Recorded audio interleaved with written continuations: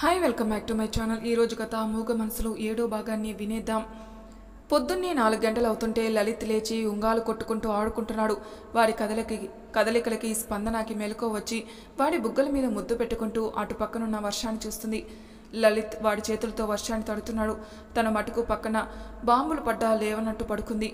రాత్రి ఆలస్యమైనట్టుంది. నిద్రాభంగం చేయడం ఎందుకులే అని బాబుని తీసుకుని హాల్లోకి తీసుకొస్తుంది. అక్కడ ఒక ఆకారం డైనింగ్ టేబుల్ మీదగా ల్యాప్టాప్లో వర్క్ చేసుకుంటుంది. ఒక్కసారి ఉలిక్కిపడి ఆ స్క్రీన్ లైటింగ్లో అది కార్తిక్ అని చూసి లైట్ ఆన్ చేస్తుంది. లైట్ వెలుతురికి తలెత్తి వాళ్ళని చూసి పలకరింపుగా నవ్వి మళ్ళా సీరియస్గా వర్క్ చేసుకుంటున్నాడు. మళ్ళా 5 నిమిషాలకి తలెత్తి బాబుని క్రింద బొంత మీద పడుకోబెట్టి ఆడిస్తున్న స్పందనతో, నువ్వు కొంచెంసేపు పడుకో, నేను వాడిని చూస్తాను అని ల్యాప్టాప్ క్లోజ్ చేస్తాడు. సరే అని లోపలికి వెళ్ళి ఫ్రెష్ అయ్యి ఇద్దరికి కాఫీ కలిపి తీసుకొస్తుంది. రెస్ట్ తీసుకోవచ్చు కదా స్పందన అన్నాడు. ఇంకా ఇప్పుడు పడుకోలేని కార్తీక్ గారు, తీసుకోండి అని కప్పు ఇచ్చి బాబు దగ్గర కూర్చుంటుంది. ఇద్దరు నిశ్శబ్దంగా తాగుతూ బాబు ఆటలు చూస్తూ ఎవరికి వాళ్ళు అవతల వాళ్ళు మాటలు మొదలు పెట్టాలని చూస్తున్నారు. ఒక 10 నిమిషాల పాటు ఇదంతా తలుపు అవతల నుండి చూస్తున్న వర్ష వీళ్ళిద్దరిని ఇలా వదిలేస్తే యుద్ధం కూడా మౌనంతో గెలిచేస్తారు అనుకుని అప్పుడే లేచినట్టు బయటికి వస్తుంది. అన్నా, నువ్వు కూడా లేచావా అని అక్కడే ఉన్న సోఫాలో కూర్చుంటుంది. నీకు కూడా కాఫీ కలుపుతాను అని స్పందన లేవబోతుంటే కిరణ్ లేచాక ఇద్దరం తాగుతాంలే స్పందన, కూర్చో అని ఆపుతుంది. అభి వాళ్ళ ఆఫీస్లో ఇంకా మిగిలిన పని గురించి చెప్పి ఇంకో 2 రోజులు పడుతుందేమో, మీరు కూడా అప్పటి వరకు ఉంటారా అని ఇద్దరు ముఖాలు చూస్తుంది. కార్తీక్కి ఏం చెప్పాలో అర్థం కాలేదు. స్పందనని ఇంకొకసారి ఆలోచించమని ఎలా అయినా ఒప్పించి తీసుకెళ్లాలని అనుకుంటున్నాడు. నేను బాబుతో ఇక్కడే ఉందామనుకుంటున్నాను వర్ష. వాళ్ళ ఆఫీస్ పనులు అభి ఫ్రెండ్స్ హెల్ప్తో నేను పూర్తి చేస్తాను. మీరందరూ మీ పనులు ఆపుకోవడం ఎందుకు అంటుంది స్పందన. నేనేదో ఊహిస్తే ఇక్కడేదో జరుగుతున్నట్టుందే అనుకుంది వర్ష. నీకు 16 చేతులు ఉన్నాయి కదా, అన్నీ నువ్వే చేసుకోగలవు. ఎలా చూసుకుంటావో చూసి 2 రోజుల్లో నీ దగ్గరే నేర్చుకుని వెళ్ళిపోతాంలే అన్నాడు కార్తీక్. అంత వెటకారం ఎందుకు అన్నది స్పందన. నీకు మామూలుగా చెబితే అర్థం కాదు కదా. కార్తీక్ కౌంటర్కి ఎన్కౌంటర్ చేయాలన్నట్టు చూసి 6 అవుతుంది, నేను బాబుని తీసుకుని కొంచెంసేపు నడిచి వస్తానని లెగుస్తుంది. అన్నయ్య, నువ్వు మార్నింగ్ జాగింగ్కి వెళ్తావు కదా, ఇద్దరు వెళ్ళండి. నేను కిరణ్ లేచే వరకు మళ్ళా పడుకుంటా అన్నది వర్ష. కార్తీక్ మాటలు బాణాలు తట్టుకోలేక బయటపడాలని వెళ్తుంటే వర్ష అలా అనేసరికి బాగోదని, వస్తారా కార్తీక్ అంటుంది స్పందన. షూస్ లేవుగా, నీతో నడుస్తాను అని ఇద్దరు లలిత్ని ప్రాంలో కూర్చోబెట్టి తీసుకెళ్తారు. అపార్ట్మెంట్లో ఉన్న పార్కులు, బిల్డింగ్ల మధ్య ఉన్న స్థలాల్లో అప్పటికే కొంతమంది నడుస్తున్నారు. కొంతమంది పెద్దవాళ్ళు అక్కడ పార్కులో ఉన్న బెంచీల మీద కూర్చొని నడిచే వాళ్ళతో తెలిసిన వాళ్ళని పలకరిస్తూ తెలియని వాళ్ళని పరీక్షగా చూస్తున్నారు. ఆంటీలు గుంపులు గుంపులుగా నడుస్తూ ముందు రోజు చూసిన టీవీ సీరియల్స్ గురించి అదేదో వాళ్ళింట్లో లేదా పక్కింట్లో జరిగినట్టు తీవ్రంగా మాట్లాడుకుంటూ తిరుగుతున్నారు. తన వెంట్రుకలు గాలికి ఎగురుతుంటే నెమ్మదిగా వాటిని చెవి వెనక్కి పెట్టుకుని చుట్టూ ఉన్న వాతావరణాన్ని చూస్తూ నెమ్మదిగా నడుస్తుంది. కార్తీక్ మధ్య మధ్యలో తనని చూస్తూ ఆ సమయంలో తనతో అలా నడుస్తూ ఉంటే చాలా హాయిగా ఫీల్ అవుతూ నడుస్తున్నాడు. వీళ్ళు అక్కడున్న పార్కులోకి అడుగు పెట్టగానే అక్కడ ఒక బల్ల మీద కూర్చున్న బామ్మగారు స్పందనని చూసి తనని పిలిచి ఇటు రమ్మన్నారు. ఇద్దరు ఆవిడ దగ్గరికి వెళ్లారు. స్పందన చొరవగా ఆమె పక్కన కూర్చొని కార్తీక్తో మీరు కూర్చోండని పక్కనున్న బెంచ్ చూపిస్తుంది. కార్తీక్ ప్రామ్ని తీసుకుని వెళ్ళి అక్కడ కూర్చుంటాడు. ఎలా ఉన్నారు బామ్మ? నేను బాగానే ఉన్నాను కానీ మీరెవ్వరూ కనపడడం లేదే, ఈ రోజే వచ్చారా ఊరు నుండి అని అడిగింది. నిన్న రాత్రి వచ్చాం. ఈ అబ్బాయి ఎవరు? బావగారి తమ్ముడు. అక్క వాళ్ళు కూడా వచ్చారా? నన్ను ఒక్కసారి కలవమను, సంగీతాన్ని చూడాలని ఉంది, పెళ్ళికి వెళ్తున్నాం అంది. అక్కడ అందరూ మిమ్మల్ని బాగా చూసుకున్నారా? ఎన్నో రోజుల తర్వాత కలిశారు.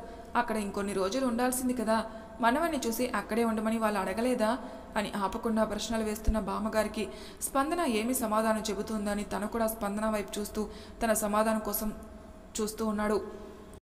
ఆవిడ వాళ్ళ గురించి అడగగానే కొన్ని నిమిషాలు నిశ్శబ్దంగా ఉండిపోయి రాబోతున్న కన్నిటిని పళ్ళ బిగువన ఆపుకోవడానికి ప్రయత్నిస్తుంది. ఆవిడ వయసు దృష్టిలో ఉంచుకొని అసలు విషయం చెప్తే కంగారు పడతారని, అక్క బావకి చిన్న యాక్సిడెంట్ అయింది బామ్మ, ఇద్దరినీ కొన్ని రోజులు బెడ్ రెస్ట్ తీసుకోమన్నారు.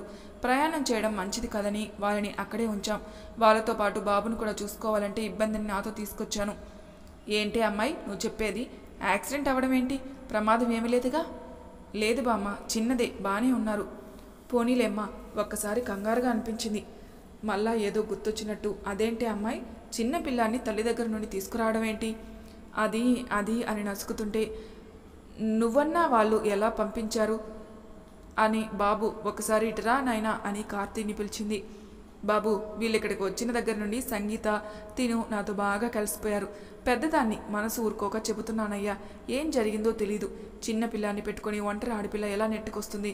తల్లి తండ్రి లేని పిల్లలు తప్పు చేస్తే చెప్పి సర్దిద్దాలు, కానీ దాని మానాన ఒంటరిగా పంపేస్తారా అని ఆవిడ దూరంలో ఇంకా ఏదో చెప్పకపోతుంటే కంగారుగా ఆమె చేతిని పట్టుకుని, అయ్యో బామ్మ, వాళ్ళు వద్దన్నారు, నేనే ఉద్యోగం కోసం వచ్చేశాను అంతే. కార్తిక్ ఆవిడ మాటలకి ఏమంటున్నాడు అని ఇబ్బంది పడుతూ ఇంకా వెళ్దాం అని లేవబోయింది. వెళ్దూ గాని ఒక్క మాట వినేసిపో. మీ అక్కని ఈ విషయంలో ఎంత బాధ్యతగా ఉంటుంది. అది నోరు తెరిచి ఏది అడగదు. దాని మనసు తెలుసుకుని ప్రేమగా చూసుకుని అబ్బాయిని తేవాలి బామ్మ అని ఎప్పుడూ అంటుండేది. నువ్వేమో ఉద్యోగం అని వచ్చేసావా? మన అనుకున్న వాళ్ళకి మన సహాయం అవసరమైనప్పుడు ఇలా వచ్చేయచ్చా? బాబుని చూసుకోవాలి, దానికి ఉండదా? ఇలా దూరం తీసుకురావడం తప్పు. నా మాట విని అక్కడే ఉండు, అది కోలుకునే వరకు. అది 1 వారం లేదా 4 రోజుల్లో కోలుకున్నట్టయితే ఇలా ఎందుకు చేస్తాను? అసలుకి ఎప్పుడు స్లోలోకి వస్తుందో తెలీదు. ఎన్ని రోజులను ఉండిపోను అని మనసులో అనుకుంటూ ఆలోచిస్తానులే బామ్మ, బాబుకి స్నానం ఆలస్యం అవుతుంది, వెళ్తాం అని లెగుస్తుంది. ఉంటామండి అని కార్తీక్ కూడా స్పందనని అనుసరిస్తాడు. ఆవిడ మాటలకి నీకు కోపం రాలేదా స్పందన అని అడిగాడు. నా అనుకునే 4 మనుషులు లేని వాళ్ళకి కనీసం తమను పట్టించుకునే వాళ్ళు ఉన్నారని ఆనందంగా ఉంటుంది, కానీ కోపం ఎందుకు కార్తీక్ గారు? వర్ష కిరణ్ రెడీ అయ్యి 10 కల్లా ఆఫీసులో కలవమన్నారని వెళ్ళిపోయారు. స్పందనని ఎలా అడగాలని సతమతమవుతూ వర్క్ చేసుకుంటూ కూర్చున్నాడు కార్తిక్. అలా భోజన సమయం వరకు గడిపేశాడు. ఆర్డర్ చేసుకున్న భోజనాన్ని టేబుల్ మీద 2 ప్లేట్లో సర్ది కార్తీని భోజనానికి రమ్మని పిలుస్తుంది స్పందన. ఇద్దరు కూర్చుని 2 ముద్దలు తినేంతలో నేనున్నానని రాగం అందుకున్నాడు లలిత్. స్పందన గబాలను లేచి చేయి కడుక్కొని వెళ్లేలోపే కార్తీక్ కూడా అదే పని కిచెన్ సింక్లో వేసేసి వాడిని ఎత్తుకున్నాడు. వాడు ఏడు పాపి వేలు చీకడం మొదలుపెట్టాడు. నేను బాబుకి పాలు పట్టించి భోజనం చేస్తాను, నాకు వాడినిచ్చి మీరు భోజనం చేయండి కార్తీ అని బాబుని తీసుకోబోతుంది. నేను ఎత్తుకుని ఉంటాను, నువ్వు కలుపుకొని రా అని వాడిని అటు ఇటు తిప్పుతున్నాడు. వాడికి పాలు పట్టిస్తూ ఇందాక కార్తీక్ కూడా తనలానే చేయడం గుర్తొచ్చి నేనేదో ఊహించేసుకుని వీడిని అందరికీ దూరం చేస్తున్నానా? అత్తయ్య మామయ్య వీడిని చూసి ఎంత మురుసుకున్నారు. అంతకుముందు హరిణి అన్న మాటలు, దానికి మిగతా అందరి సమాధానాలు గుర్తు తెచ్చుకుని వాళ్ళందరూ బాబు విషయంలో తన మాటలు ఖండించారు. నాకు అది ఎందుకు గుర్తుకు రాలేదు? నన్ను ఏమన్నా నేను పట్టించుకోను. ఇంకా ఇబ్బంది ఏంటి? నేను బాబుని ఎలా చూస్తున్నానో వాళ్ళు బాబుని అంతే ప్రేమగా చూసుకున్నారు. అలా దీర్ఘంగా చాలాసేపు ఆలోచించి ఒక నిర్ణయం తీసుకుని వాళ్ళ బాస్కి ఫోన్ చేసి చాలాసేపు మాట్లాడి పెట్టేస్తుంది. అమ్మ, నేను అత్త వాళ్ళింటికి వెళ్ళొస్తానని లతగారింటికి బయలుదేరబోయింది హని. నేను కూడా వస్తాను, కొంచెంసేపు ఉండు అని తను కూడా రెడీ అయ్యి హారినితో కలిసి బయలుదేరారు లక్ష్మి. రఘు గారికి టీ పెట్టిద్దామని కిచెన్లోకి వెళ్తూ ఇద్దరు ఇంట్లోకి రావడం చూసి కూర్చోండి వదిన, టీ తీసుకొస్తానని లోపలికి వెళ్తారు లత. నువ్వు వెళ్ళి పెట్టుకురా హని, అన్నీ అనుకున్నట్టు జరుగుంటే ఈరోజు ఇక్కడ నువ్వే చూసుకోవాల్సిన దానివి కదా అని తను మాట్లాడబోయే విషయానికి ముందు సూచిక ఇచ్చినట్టుగా ఉంది లక్ష్మి. అమ్మ సూపర్ అన్నట్లు వాళ్ళ అమ్మకి సైగ చేసి నేను చేసుకొస్తా, మీరు మాట్లాడుతూ ఉండండి అత్త అని ఆవిడ్ని హాల్లోకి పంపించి అక్కడే గుమ్మం దగ్గర వీళ్ళు మాట్లాడే మాటలు వినడానికి ఒక చెవి వేసింది. అభి ఎలా ఉన్నాడు, ఏమైనా మార్పు ఉందా అని అడిగింది లక్ష్మి. అలానే ఉన్నారిద్దరు, పెద్ద మార్పు లేదు. నీది ఎంతైనా పెద్ద మనసు వదిన, ఆ పిల్ల ఎలాంటిదో తెలిసి కూడా ఇంటికి రావడానికి ఒప్పుకున్నావు. ఏదో వాళ్ళ తలరాత ఇలా జరిగింది. ఆవిడ సంగీత గురించి అలా అనేసరికి రఘు గారికి బాగా కోపం వచ్చింది. అది చూసి లతగారు కళ్ళతోనే ఆగమని చెప్పి నా కోడల గురించి మాట్లాడుతున్నట్టు మర్చిపోతున్నా వదిన అన్నది లత. అమ్మో, ఈవిడేంటి ఈవిని సపోర్ట్ చేస్తూ వాళ్ళని తగ్గిస్తే ఈ మాటలు విని హనీ పెళ్లి గురించి ఆలోచిస్తుందనుకుంటే ఇలా అంది. నేను కూడా ఆయనలా వీళ్ళని రెచ్చగొడుతున్నానా అని మనసులో అనుకుని అయ్యో నీ కోడల్ని ఎందుకు తక్కువ చేస్తున్నాను వదిన, నీ మంచి మనసు గురించి పొగుడుతున్నా అంతే. ఇరుగు పొరుగు తెలిసిన వాళ్ళు అందరూ మళ్ళా పెళ్ళి ఎప్పుడు పెట్టుకుంటున్నారని అడుగుతున్నారు. ఆడపిల్లవాళ్ళం కదా, ఏదో కంగారు. ఆ 4 అక్షింతలు వేసి మీ ఇంటికి పంపించేస్తే గుండె మీద భారం తీరినట్టుంటుంది. కొంచెం మా గురించి కూడా ఆలోచించు వదినా. నేను మీ గురించి ఆలోచించాలి. నా తోడబుట్టినవాడు నా కొడుకు చావు బతుకుల మధ్య ఉంటే శాపనార్థాలు పెట్టచ్చా? ఆయన గురించి నాకంటే నీకే బాగా తెలుసుగా వదినా. అప్పుడు అభితో అనుకుంటే అలా జరిగింది, ఇప్పుడు ఇలా అయిందని అలా మాట్లాడారే, కానీ ఇంటికి వచ్చి ఎంతగా బాధపడ్డారో నీకు తెలీదు. ఇప్పుడు కూడా పెళ్లి గురించి అడగడానికి ముఖం చెల్లలేక రాలేదు. ముఖం చెల్లకలేక పేక మొక్క వదలలేక అని మనసులో అనుకున్నారు రఘు. కేశవ్ హనీ మీద మంచి అభిప్రాయం లేదు ఆయనకి. వాళ్ళకి అంతగా రాబడి లేనప్పుడు కనీసం పలకరించే వాళ్ళు కాదు. ఎప్పుడైతే కొంచెం ఆర్థికంగా నిలదొక్కున్నారో అప్పటి నుండి జలగల్లా అంటిపెట్టుకున్నారు అని ఆయన భావన. లత గారికి స్వతహాగా పుట్టింటి ఆపేక్ష ఎక్కువ. అన్నయ్య తెలిసిన వాళ్ళకి అప్పులిచ్చి మోసపోయి డబ్బులు పోగొట్టుకున్నాడనుకుని తోచిన సాయం చేయాలనుకుంటారు. పేకాట్లో ఉన్నదంతా ఊడ్చేశాడని తెలీదు. నిజం చెప్పినా వాళ్ళ మీద ఉన్న ప్రేమ ఆవిడ కళ్ళకి గుడ్డ కట్టేసింది. ఆవిడ వీళ్లకు మధ్య మధ్యలో డబ్బు సాయం చేస్తుంటారు. కేశవ్ హరిని ఇంకొక అడుగు ముందుకేసి ఆవిడ బాగా ఎమోషనల్గా ఉన్నప్పుడు వాళ్ళ కొడుక్కి హనీని చేసుకుంటారని మాట తీసుకున్నారు. అభికి అనుకుంటే అభి అలా సంగీతని చేసుకోవడంతో ఆవిడ కార్తీ దగ్గర తనకిష్టమైన అమ్మాయిని చేసుకోవాలని మాట తీసుకుంటారు. కార్తీకి హనీ మీద ఉన్న అభిప్రాయం తెలుసుకోకుండా పెళ్లి ముహూర్తాలు పెట్టిస్తారు. కార్తీ పెళ్లి పనుల్లో ఎక్కడా ఇష్టం లేకపోవడం, హనీకి దూరంగా ఉండడం ఆవిడ గమనిస్తారు. అప్పుడు పెళ్లి చేసి మాట దక్కించుకోవాలనే ఊపులో కార్తీ ఫీలింగ్స్ చూసినా పెళ్ళయ్యాక తనే సర్దుకుంటాడు. స్వతహాగా కార్తీ ఎవరిని దగ్గరికి రానియడని మనసుకు సర్ది చెప్పుకుంటారు. కానీ ఆ రోజు కేశవ మాటలు విన్నాక వీళ్ళ కోసమా నా బిడ్డల జీవితాన్ని నేను నిర్దేశించాలనుకున్నాను అని మదన ఆవిడలో మొదలైంది. వాళ్ళ నాన్న గురించి హనీని నేను బాధ పెడతానా, ఏం చేయాలని ఆవిడ ఆలోచించుకుంటూనే ఉంది. ఇప్పుడు లక్ష్మి అడిగేసరికి ఇంకా దాటివేయడం సరికాదని, హనీని కార్తీ ఇష్టపడితే అప్పుడు చేద్దాం అని మనసులో నిర్ణయం తీసుకొని, అభి వాళ్ళు కోలుకునే వరకు ఈ మాటలు మాట్లాడుకోవద్దు, మీరు ఆగగలిగితే మేము అడ్డు చెప్పం, అమ్మాయికి వేరే మంచి సంబంధం చూసి మేమే అన్నీ అయ్యి చేపిస్తాం అని చెప్పి ఆవిడ ముఖం చూస్తుంది. ఆవిడ అన్నదానికి ఏమి అంటే అటు కూతురు ఇటు భర్తతో తిట్లు తినాల్సి వస్తుందేమో అని నెమ్మదిగా అలా మమ్మల్ని పరాయి వాళ్ళని చేసావేంటి వదినా, అభి కోలుకున్నాక పెట్టుకుందాంలే అని ఆపుతుంది. ఇంతలో టీ తీసుకుని హనీ వచ్చి అందరికీ ఇచ్చి తను కూడా కూర్చుని బావ ఏ టైంకి వస్తాడత్తా అని అక్కడ వాతావరణాన్ని తెలియచేయడానికి అడుగుతుంది. ఏమో తెలియదు హనీ, వెళ్ళిన పని అయ్యాక వస్తారా ఎవరు? స్పందన బాబుని తీసుకుని వస్తాడు. ఆవిడ ఉండరని వెళ్ళిందిగా, బతిమాడాల్సిన పని బావకేంటి అని కడుపు మండిపోతుంటే బయటికి అదేదో సరదాగా అడిగినట్టు అడిగింది. కూతురి మాటలకి ఆవిడ ముఖంలో మారుతున్న రంగులు చూసి లక్ష్మి వెంటనే, నేను అంటూనే ఉన్నాను వదినా, నువ్వు తనని పంపడం నాకు నచ్చలేదని, మంచి పని చేశావు. వాళ్ళకి నా అనేవాళ్ళు లేరు, నువ్వే పెద్ద మనసు చేసుకుని నీ చేతుల మీద తన పెళ్లి కూడా జరిపించు అని ఉచిత సలహా ఇచ్చి రాబోయే గొడవ ఆపానని ఆనందపడింది.